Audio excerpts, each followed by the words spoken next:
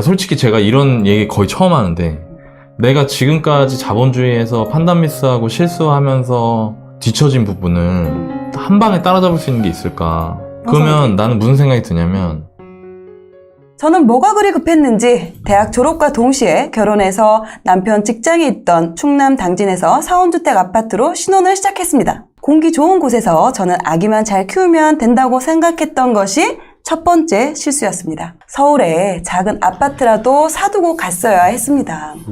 첫 아이가 유치원 다닐 중 둘째가 태어나고 저는 그동안 전공을 살려 학원 시간 강사로 일할 때라 새벽에 나가서 새벽에 들어오는 남편 덕에 친인척 아무도 없이 독방 육아에 강의 준비하며 정신없이 보냈습니다. 2008년 33평 아파트를 샀고 열심히 대출을 갚으며 행복할 줄 알았는데 이게 두 번째 실수였네요. 학창시절 집에 붙은 빨간 딱지에 겁났던 저는 대출이 있으면 무서운 거라고 생각하고 빨리 다 갚자고 이자가 7%였던 걸 10년 상환으로 적금도 없이 몰아넣었습니다.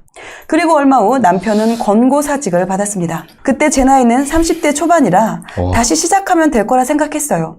하지만 집값은 떨어지고 있었고 팔리지도 않아서 주말 부부로 7년을 더 살다 본전으로 겨우 팔고서야 부천에 전세로 이사 왔습니다. 세 번째 실수였죠. 빚값 내라 지쳐서 수도권 공부할 생각을 못했어요.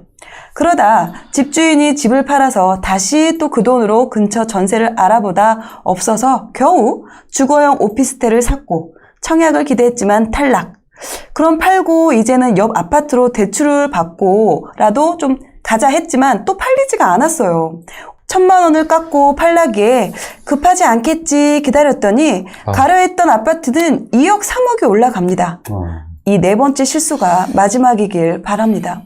그래서 월부에서 공부하며 내 성공보단 다 커버린 아이들이 자립을 준비할 때 좀 제대로 조언할 수 있는 부모가 되려 합니다. 나이만 먹고 돈은 없고 경제 지식마저 없었던 시간이 너무 후회되네요. 현재 저는 직장인 시흥시, 남편은 가산 디지털 단지입니다. 소득은 합산 550만 원 정도, 대출은 없지만 모아둔 돈도 주식으로 털어드셔서 없습니다. 아이고. 큰아이는 이제 대학을 준비하는 고3 딸이 하나 있고요. 그리고 중2 아들 이렇게 있습니다.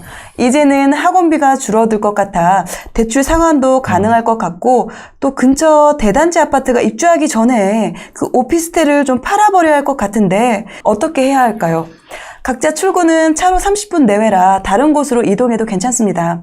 나홀로 아파트도 오르던데 제 집만 자고 있네요. 지금이 고점이니 이대로 있으면서 지방 투자를 배워서 천천히 하는 게 나을까요? 아니면 전세 끼고라도 가려했던 아파트를 사두는 게 이제는 좀 늦은 건가요?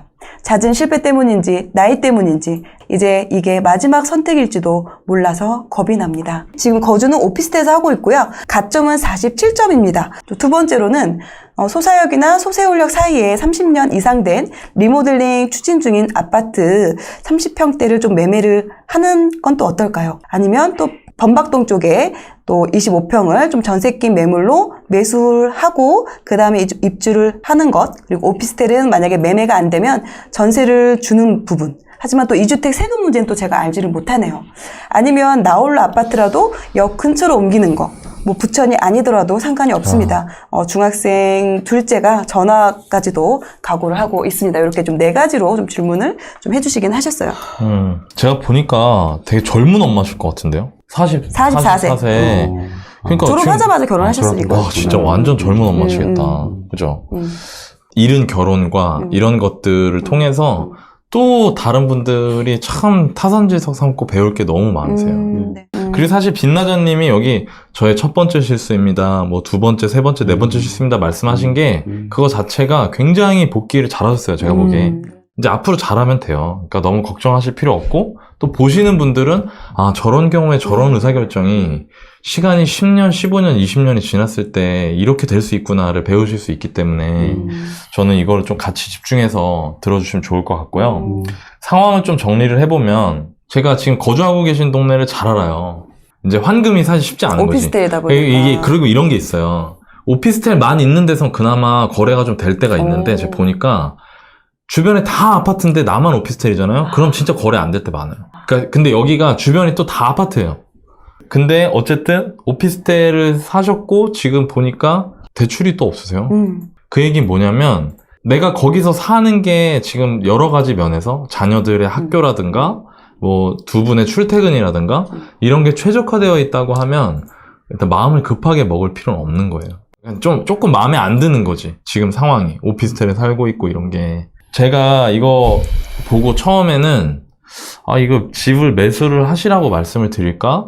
라고 생각을 했었거든요. 네. 만약에 지금 사시는 게 너무너무 불편하거나 힘들지 않으시다고 하면, 그리고 둘째가 일단 학교를 다니고 있잖아요. 네. 이 동네 어떤 중학교인지 제가 모르겠지만 청약 넣으시는 게 나을 것 같아요. 저는. 47점인데 가능성이 있을까요? 계속 넣는 거죠. 어. 그러니까 뭐냐면 이게 청약을 넣지 마세요. 청약 넣는 거 되게 신중하게 생각하세요 라고 말하는 이유가 뭐냐면 전월세에 떠밀려서 그래요. 예를 들어서 애매한 점수라서 청약이 언제 될지 몰라. 5년, 10년 봐야 돼, 심지어. 근데 나 진짜 새 아파트 가고 싶은 거야. 내가 전월세로 떠밀리면은 너무너무 힘들거든. 그쵸. 옮길 때마다 계속 올려줘야 전세 되니까. 줘야 되지, 뭐 안 되면 월세 가야 되지, 또 그 과정에 애 낳고 자라면 애 초등학교 전학 다녀야 되지. 맞아요. 그러니까 지난번에 저희 구해줘얼바에서 할 때 가밀지구 사전청약 11년, 12년 만에 입주하는 분들, 그분들 10년 동안 전세로 떠밀린 거거든요. 그런 경우 되게 많아요, 생각보다. 맞아요. 근데 오피스텔이 내 거잖아. 그리고 이거는 주택수로도 안 들어가요. 그러네요. 남편분 직장이 가산이고 아내분 직장이 시흥인데 딱 중간에 지금 부천에 지금 계신 거거든요.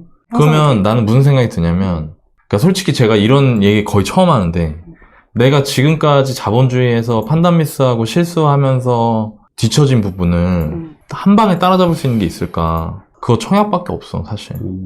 그 대신 될 때까지 넣는다 생각하고 5년, 10년 보시는 거예요. 그건 어쩔 수 없어. 그 기다림은.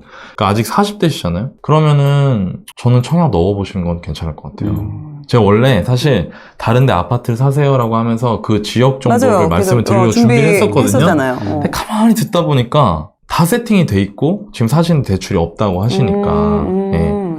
만약에 내 집, 내 아파트에서 살고 싶어요 라고 하신다면 부천에 있는 집을 매수하시는 거를 권하고 싶진 않고요. 특히 지금 계신 곳 근처에 여기 적어주셨던 이런 25평 전셋집 매물이라든가 네. 여기 31평 리모델링 추진 아파트. 지금 제가 이 동네 진짜 잘 알아요. 아파트 다 알거든요. 부천 뭐. 이거 31평 이거 리모델링 추진되는 아파트가 전세가율이 30%도 안 돼요. 84년인가 지은 아파트예요. 제가 여기 집을 봤는데 여기는 배관공사 안 하면 들어갈 수도 없어요. 키우면서. 몬테크의 수준을 넘어서는 그리고 중요한 건 리모델링 될지 안 될지 몰라요. 지금 리모델링 안 한다는 단지 있습니까? 부천에? 그러니까 이거는 별로인 것 같고요. 그럼 그 바로 옆에 있는 약간 2000년대 이후에 지은 괜찮은 아파트에 전세 끼고 사는 거, 요거는 거기가 가격이 너무 많이 올랐어요. 거기도 전세가가 한 반밖에 안 돼요. 좀 관심 있게 보시는 데가. 그러니까 이건 충격이 있으면 또 힘들어지실 거란 말이에요. 그리고 나홀로 아파트라도 역 앞으로 옮긴다. 뭐 예를 들면 부천의 역 근처에 있는 아파트다. 그 중에 전세가율이 뭐 70% 정도 된다. 매매가가 한 5억 원저리 된다. 그러면 그거는 오케이. 그게 아니면 아예 거기서 좀 더 내려가셔서 그 시흥 대하역 옮겨지고 있는데 지도 잠깐 보고 말씀드릴게요. 네. 여기 지금 경기도 시흥시가 있어요. 지금 계신 데가 여기 부천이시고 남편분 직장은 여기, 그리고 아내분 직장은 요 아래쪽 여기신 것 같아요. 네네. 지금 부천은 20평대 구축 아파트 복도식 방 3개가 5억 필요해요. 근데 컨디션이 좀 많이 안 좋고 지금 계신 오피스텔보다 더 안 좋을 거예요. 근데 저는 5억은 안 넘기셨으면 좋겠어요, 집값이. 그래야 적정하거든요. 지금 대출 수준이나 이런 게. 가지고 계신 게 2억 중반 정도 되시기 때문에 자기 자본이. 대출을 한 3억 넘게 내신 건 제가 보기엔 위험할 것 같아요. 그래서 여기 아래쪽으로 요 지금 연두색 지하철 있죠? 네. 이게 이제 그 서해선이라고. 서해선. 이게 올라가서 이제 대곡 소사선이랑 연결이 돼서 대곡까지 올라가는 거예요. 한강 건너서. 근데 보면 지금 소사역 여기 부천이고요. 여기서부터 시흥이거든요. 시흥인데 여기가 시흥 대하역이고요. 여기 대하동 있고 여기 은행동이 있어요.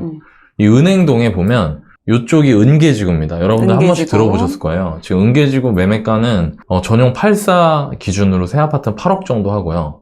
전세 5억 정도 합니다. 굉장히 좀 비싸죠. 그리고 여기서 역으로 가까워질수록 오히려 연식이 좀 오래됐어요. 근데 요 앞쪽에 있는 단지들이 5억이 안 되는 가격으로 매수할 수 있는 20평대 계단식 아파트들이 있거든요. 저는 그런 거를 좀 보시면 어떨까. 아내분은 오히려 직장이 좀 더 가까워지죠. 정리하면 저는 지금 현재 생활이 많이 흔들리는 게 아니시라고 하면 청약을 권해드리고 싶고요. 그게 아니라 나는 정말 내 집, 내 아파트에 살고 싶다라고 하면 하나 정도 시흥으로 더 내려가셔서 대야동이나 뭐 은행동 이쪽에 있는 구축 혹은 2000년대 이후 구축 이런 곳들을 가격대 맞는 계단식 아파트를 좀 보시고 매수를 해서 사시는 건 어떨까라는 생각이 듭니다. 네.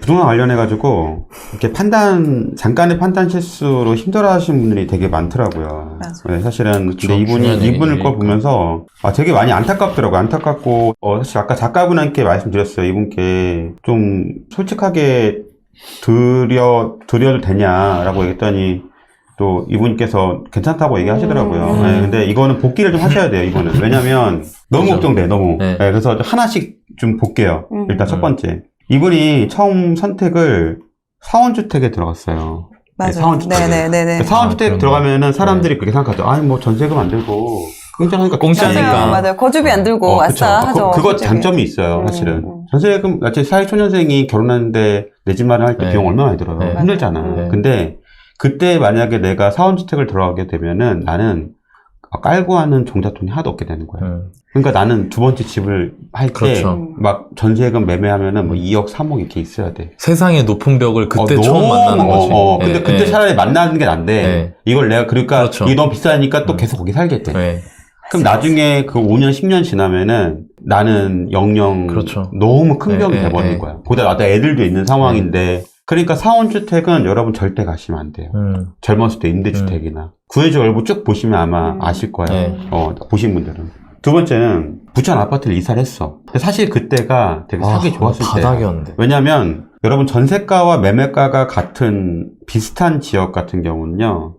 사셔도 돼요. 수도권에 수요가 많은 지역 같은 경우는 사셔도 돼. 여러 가지로 사정이 있으셨겠지만. 근데 이분은 그때 전세를 택했어. 네. 물론 이제 2008년에 사시면서 하락장 네, 겪었기 그쵸. 때문에 되게 그런 힘들었겠지. 것도 있었을 거예요. 네. 근데 어쨌든 지금 이 방송 보시는 분들도 혹시나 전세금 매매가 비슷한데 그냥 전세 살고 나중에 집 사자라고 하면은 근데 그때 집을 샀으면은 내가 이 집이 같이 어차피 올라갈 때 올라가면서 다른 집 갈 때 종잣돈이 되는데 내가 전세금을 살았는데 만약에 이제 이 집이 올라갔을 때 그때 그 리스크가 안 되는 거예요, 사실은. 그리고 이분은 그리고 택한 게 주거용 오피스텔이야. 근데 주거용 오피스텔은 상승해요. 주거용 오른다고 얘기 나오더라고. 네. 제가 주거용 오피스텔 예전에 투자했던 게 2011년도, 2년도에 제가 그 경매로 산 거 있어요. 경매로. 지금도 가지고 예. 애정하는. 애정한 건 아니야. 놀려, 지금? 아니요, 안타까워. 내가 지금 9년째 내놓는데 안 팔린다고, 9년째. 방 3개짜리라고. 지난번에 그래. 골라 가져가시라고 말씀하셨던. 그래. 웃지 마. 여기 진짜. 잠깐 끄자, 잠깐 끄자, 이거. 나 이거 웃는 게 아니야, 여러분. 그전 사연 나 지금 짜증 엄청 나는데, 지금. 못 보신 분들을 위해서 와, 다시 한번 진짜. 제가 이렇게 상기를 시켜드리는 것도 갑자기 다시 처음부터 그렇죠. 다 말씀을 해주실 수는 그렇죠. 아니, 없으니까. 8년째, 9년째 났거든, 방 3개짜리. 오르는데 안 팔린다고. 지금 저한테 야, 왜 이렇게 좋아해? 눈빛 보니까 막 야, 진짜. 제가 사드리고 싶네요. 한 사줘. 내가 10억 달성하게 했잖아. 사줄 수 있잖아, 솔직히. 제가 30억 되면 그래. 녹화 50억 편집하면 안 돼. 되고. 그래, 아무튼, 안 팔려, 문제가. 사실은. 나는 이분보다 훨씬 더 좋은 곳이야. 훨씬 더. 그리고 그 다음에 이제 이분이 하신 게, 서해선에 있는 30년 된 리모델링 아파트, 신축 아파트 25평, 준신축 아파트 25평. 여기도 그 나이님 얘기했는데, 몸테크 하신다. 네, 주담보 3억 네네. 관련해서 전세가가 안 맞춰져. 네. 사실은. 네, 그러니까 이것도 사면 안 되는 거야. 맞아요. 왜냐면 전세가 안 받으면 하락장에서 못 푹 받는 빠져요. 거예요. 얘가 지금 6억이고 전세가 3억인데 정말 재수 없으면은 전세가 3억 3천만 매매가 이때까지 빠지죠. 4억까지도 빠질 수 있는 거야. 재수가 정말 없으면. 네, 그렇기 때문에 이것도 안 돼. 역 앞에 나홀로 아파트는 지금 오피스텔과 다를 바가 없어요. 혹시 역 앞에 나홀로 아파트도 있으세요? 아이, 없는 게 없잖아. 천천하다. 아니, 근데 왜 웃냐? 야, 진짜, 포크님 한 6년 만에 이렇게 찐 좋아하는 거, 진짜. 아니에요. 야, 참. 다 있어. 여러분, 머리 검은 짐승은. 그리고 이분이 지금 사실 라인님이 얘기했던 그 청약이 왜 괜찮냐면, 저는 사실 그 청약도 이왕이면은 서울 인근에 하라고 하고 싶어요. 그렇죠. 솔직히. 근데 이분은 지금까지 문제가 손실을 받고요. 황금성이 안 좋았어. 네. 근데 그것 때문에 지금 어떻게 보면 되게 고생을 많이 하신 네. 거거든. 근데 또 여기서 지금 이런 선택을 하시는 거가 너무 걱정되더라고요, 솔직히. 그래서 이 방송 들으시면서 이 짧은 순간이지만, 아, 이거는 이렇구나라는 거를 좀, 이렇게 깨달았으면 좋겠어요. 젊은 나이니까, 옆에 40대 후반도 많이 있거든요. 조금만 공부했어도 사실은. 확실하게 배울 수 있는. 네. 이번에 또 강의 들으신다고 하시니까. 아, 그래요? 네. 그러면 다행이고. 아, 강의 조금- 듣기 전에 좀 마음을 다잡기 위해서 근데, 한번 정리를 하고 너무, 싶다고 너무 하셔서. 안타깝더라고. 사실 이거 부산 공부 사실 1년만 해도 이런 선택을 안 하거든요. 저는 되게 마음 아팠는데 코코님은 되게 아니에요, 좋네요. 아니에요. 네.